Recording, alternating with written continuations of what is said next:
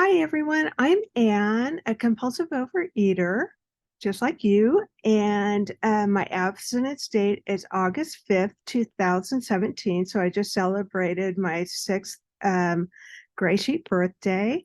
I weigh and measure off the Gray Sheet. I eat 3 meals a day with nothing in between except water, coffee, and iced tea.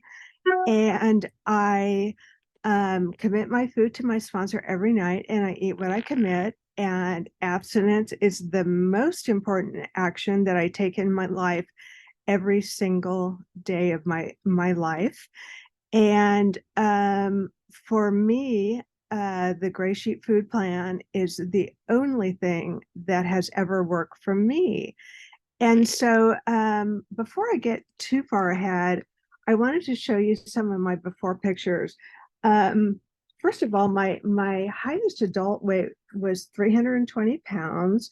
At my last weigh-in on August 1st, I was down about 133 pounds from that weight.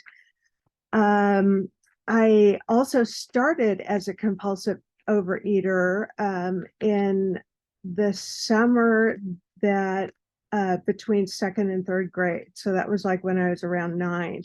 But here are some of my, oh gosh, let me see if I can, let me, let me unblur my background so you can see those. Um, this was around my highest adult weight. This was at my 50th birthday, and the hat that I'm wearing was a chef's hat, and it said "Happy Birthday."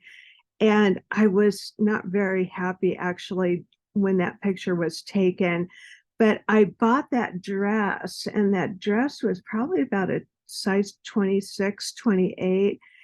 And I thought I looked so good in that dress. And now I look at that picture and I just cringe. In this picture, I was about 10 years old, and my family and I went to Disneyland. And at that point in time, I was the heaviest girl in school, and the teachers decided to nominate me to play Santa Claus in the Christmas play because I was the heaviest kid. And I can't imagine teachers doing that now, but they did. And I'll talk about that a little bit later. Um, this was taken, uh, some of these pictures were taken during the summer of 2017, right before I joined Gray Sheet. And again, I thought I looked great. I really did. This picture in the bottom was taken of me, and I knew that I looked really heavy, and I looked everywhere to find that dress for my son's confirmation. And I thought I looked great, but maybe a little bit heavy. So I intentionally took one of those gift bags to hold it up to try to hide behind that, but it didn't work too well.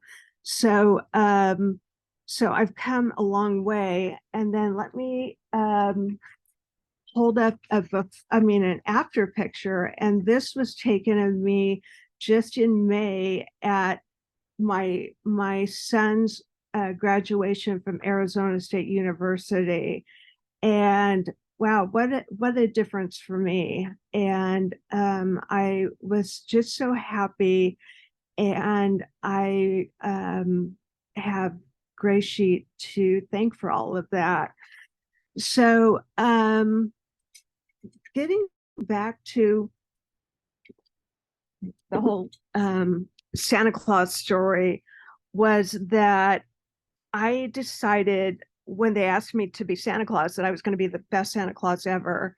And even though I was kind of embarrassed, I played it to the hilt, and I was a really good Santa Claus. And at the time, I had been asked to help the kindergarten students do their lessons after school.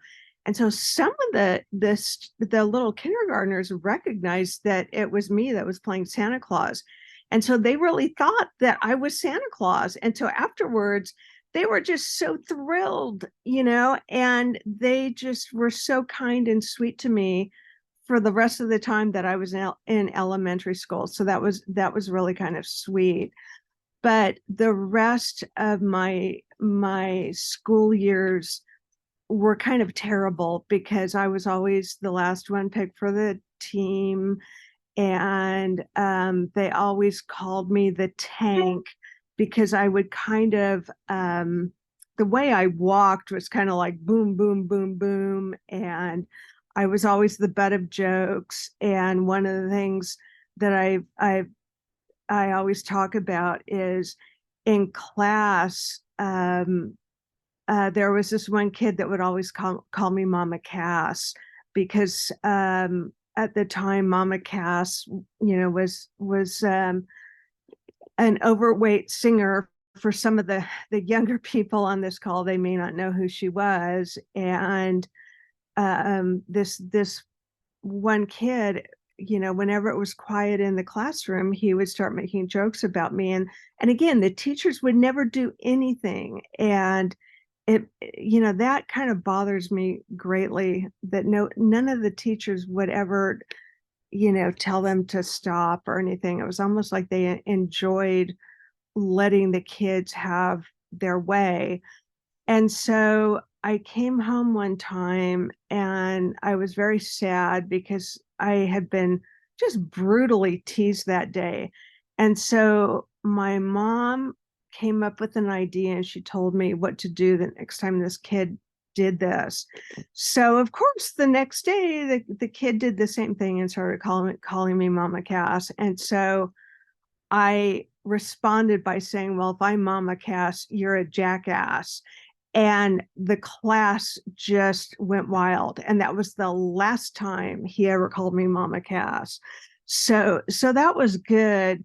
But for the most part, being a fat little kid in the late 60s, early 70s, terrible. I'm halfway through already. Wow.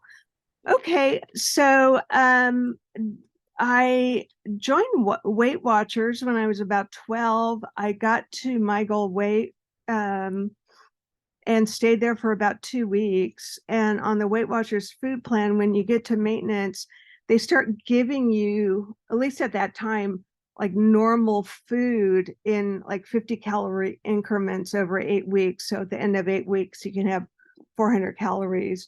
And when I got to week 3, I could have 150 calories of whatever I want. And so the 150 calorie increment at week 3 was something that was a baked good that you could have 1 by 1 inch square of one time, each day. And that's great for normal people, but for people with our addiction, I couldn't do it. I would have to have, the entire pan. And so, of course, that's when I started gaining all my weight back. And that was really what most of my life was about. And I pretty much yo-yoed on and off my entire life. And so in 2006 was when I was at my high weight of 320, and my blood pressure was extremely high. My joints were just killing me from carrying that amount of weight. The other thing, when you're that heavy, you really have to start using the handicap stalls, because most of the regular stalls are just too small to use. And the other thing is, I don't have like really long arms like, basketball players. And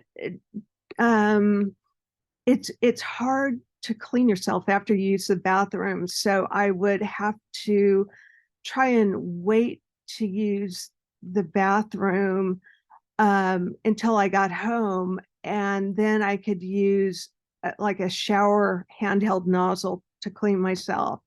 And let me tell you, that's pretty humiliating. It's like at 320 pounds, it's a very humiliating life to have.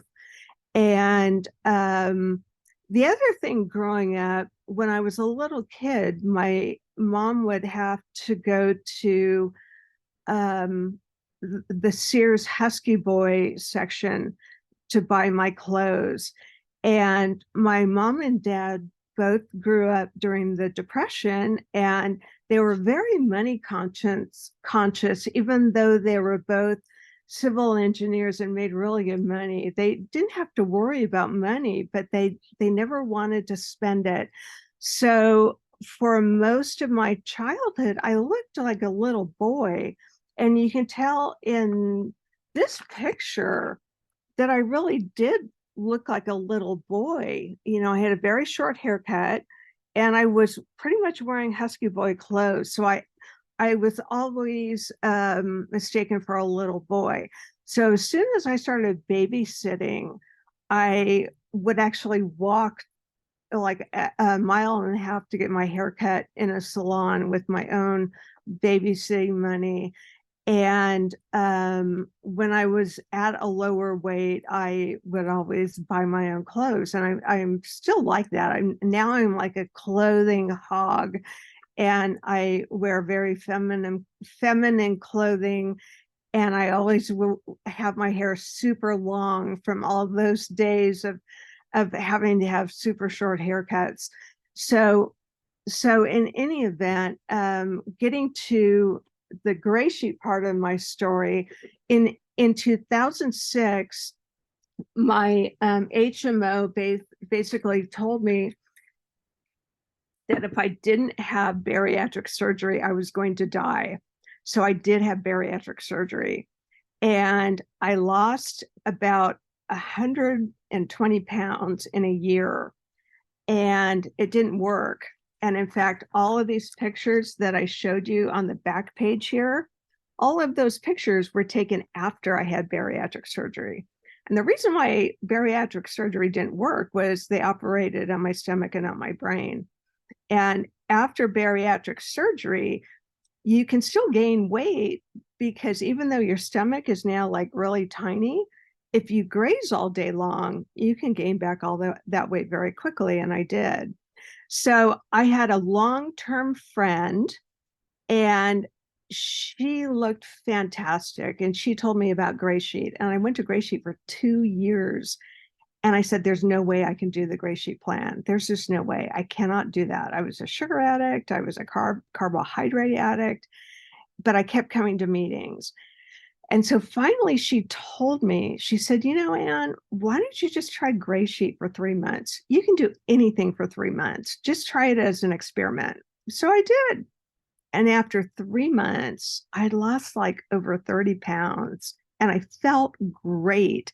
And I had I still had like muscle problems, and my asthma was really bad, and I had skin problems and everything else.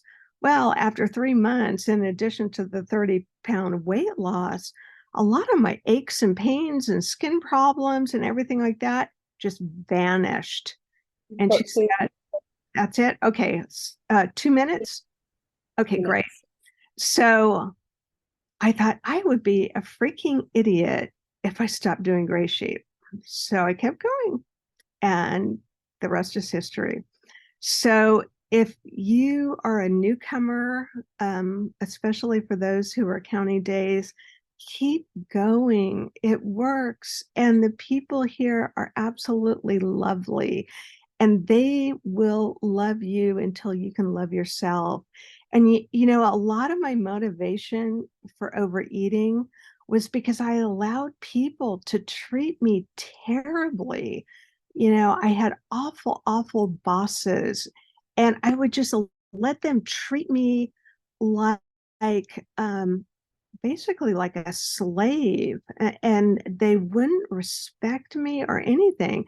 But I was thinking, okay, treat me as awful as you can, because when I get home tonight, I'm going to eat this and I'm going to eat that. I'm going to do this and everything else as a reward for allowing you to treat me awful.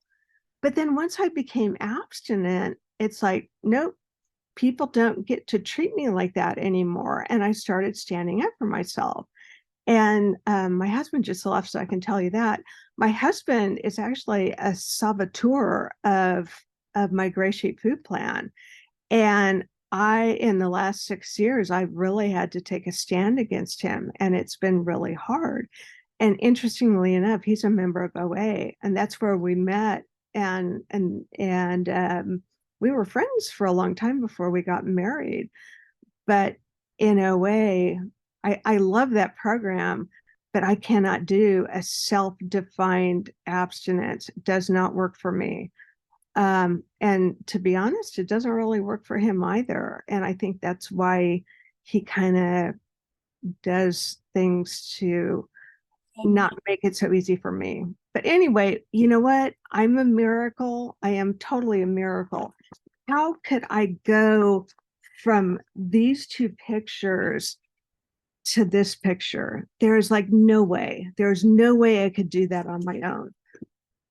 So Gray Sheet is a miracle, and we're all miracles. Can you imagine any of us being up at 8 freaking o'clock in the morning Pacific Standard Time? I sure couldn't. I am not a morning person, but here I am. So don't leave before the miracle happens for you. And I actually have a plaque on my front door. It says, expect a miracle. So stick around for the miracle if it hasn't happened yet. So thanks for letting me share.